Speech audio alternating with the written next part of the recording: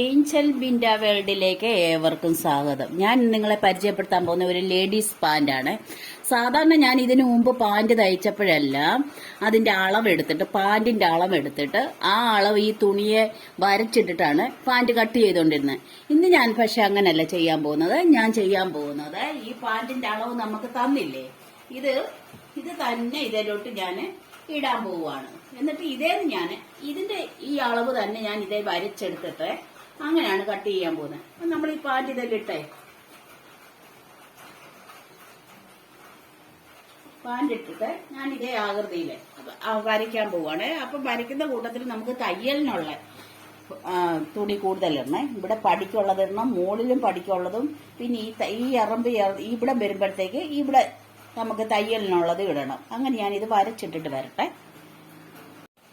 ഞാന് സാധാരണ ഒരു പാന്റ് തയ്ക്കുമ്പോഴേ അതിന് ഈ മൂടിന്റെ അവിടെ സമചതുരത്തിലൊരു തുണി പിടിപ്പിക്കുമായിരുന്നു. എന്താണെന്ന് ചോദിച്ചാൽ ഈ മൂട് പൊട്ടിപ്പോകാതിരിക്കാനായിട്ട്. പക്ഷെ ഞാൻ ഇത് അങ്ങനെ വെക്കുന്നില്ല, കാരണം ഇതിന്റെ വെട്ട് കട്ടി ഇങ്ങനത്തെ കണ്ടോ, ഇങ്ങനെ വളച്ചു വന്ന് ഇങ്ങനെ. അപ്പൊ അത് വെച്ചാൽ വൃത്തികേടായിരിക്കും. അത് കാരണം ഞാൻ അത് ചെയ്യുന്നില്ല. അതുമല്ല, അവരിതേ മോഡലിൽ തന്നെ തയ്ക്കാൻ പറഞ്ഞത്. അപ്പം ഞാൻ എന്റെ കയ്യിൽ നിന്ന് എടുത്തിട്ട് ഞാൻ അങ്ങനെ ചെയ്യുന്നില്ല. അതില്ലല്ലോ, ഇവിടെ അത് പിടിപ്പിച്ചിട്ടില്ല. അപ്പം ഞാൻ ഇത് മാർക്ക് ചെയ്തിട്ടിട്ടുണ്ട്, അതേപോലെ അടയാളപ്പെടുത്തിയിട്ടുണ്ട്. അപ്പം നമ്മൾ തയ്ക്കാനുള്ള ഈ പടി ഇവിടെ കൂട്ടിയിട്ടിട്ടുണ്ട്. ഇത് താഴ്ഭാഗമാണ്, ഇവിടെ കൂട്ടിയിട്ടിട്ടുണ്ട്. പിന്നെ ഈ മോളില് ഇത് ഇത്രയേ വരുന്നുള്ളൂ. ഇത് ബാക്കി പടിയാണ് അകത്തോട്ട് മടക്കി തയ്ക്കാനുള്ളത്.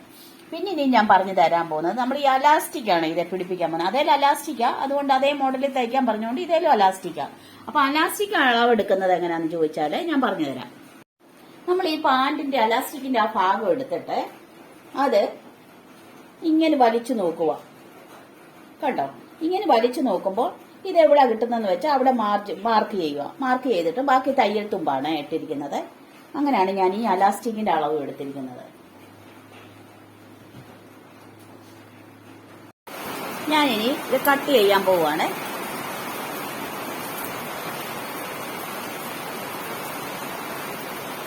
ഇത് താഴത്തെ പടിയാണ്, കാലിന്റെ പടി. ഇത് മടക്കി വെച്ചിട്ട് അത് എത്ര വേണ്ടെന്ന് നമ്മൾ അടയാളപ്പെടുത്തിയായിരുന്നല്ലോ, അവിടെ ഒരു അടയാളം കൊടുത്തേക്കണം.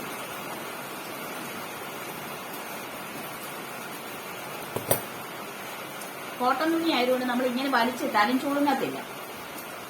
മറ്റു ഷിഫോണിന്റെ ഒക്കെ ആണെങ്കിൽ ചുളുങ്ങിപ്പോവും.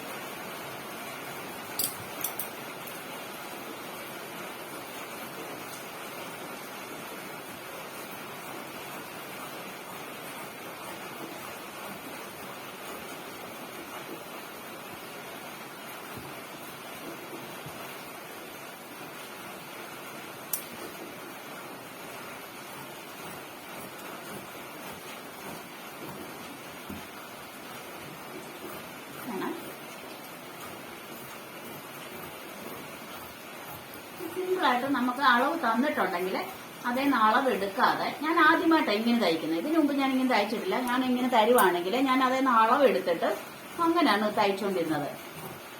ഇപ്പൊ ഇങ്ങനെയാണ് ഞാൻ സ്റ്റിച്ച് ചെയ്യാൻ പോകുന്നത്. ഇത്രയും തുണി നമുക്ക് വേണ്ട, വേസ്റ്റ് ആണ്. ഇതാണ് നമ്മൾ കട്ട് ചെയ്തെടുത്തത്.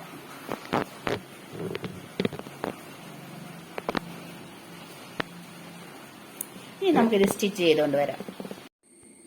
അപ്പം ഞാൻ തേണ്ടി ഈ പാന്റ് തയ്ച്ചെടുത്തിട്ടുണ്ട്. അവർ ഏത് അളവ് പറഞ്ഞോ അതേ അളവിൽ തന്നെയാണ്. അളവ് പാന്റാണ് ഈ താഴെ കിടക്കുന്നത്. തേണ്ട എല്ലാ കാര്യങ്ങളും അങ്ങനെ തന്നെ ചെയ്ത് വെച്ചിട്ടുണ്ട്. പിന്നെ നമ്മൾ പ്രത്യേകിച്ച് ഇത് ആ ഇലാസ്റ്റിക്കും ഇതിലിട്ടിട്ടുണ്ട്.